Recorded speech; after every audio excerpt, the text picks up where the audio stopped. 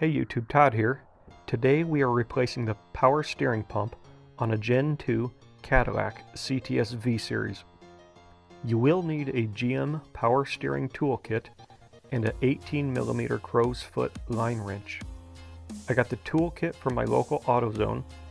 I had to purchase the 18mm crow's foot line wrench via Amazon.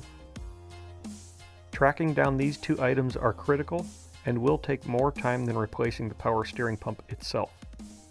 Let's get started. Remove air intake. Remove serpentine belt with 15mm tensioner pulley. Attach pulley remover to water pump and turn. Remove pulley. Use 18mm crow's foot line wrench to disconnect bottom line of power steering pump. Disconnect reservoir lines. Reservoir will remain fastened to the vehicle. Power steering fluid will spill onto the ground, so be prepared for that. Remove 3 1/2-inch bolts securing power steering pump. Remove pump. Swap lines to new pump.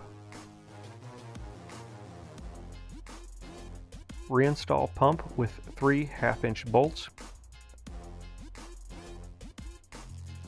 Reinstall pulley with GM power steering toolkit used previously. Put everything back together. Refill reservoir. This is a self-bleeding system.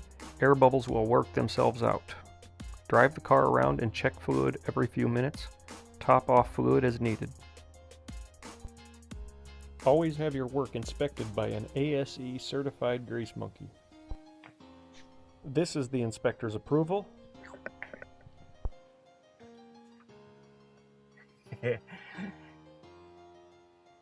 Future inspector right there. After passing inspection, the vehicle should be thoroughly stress tested.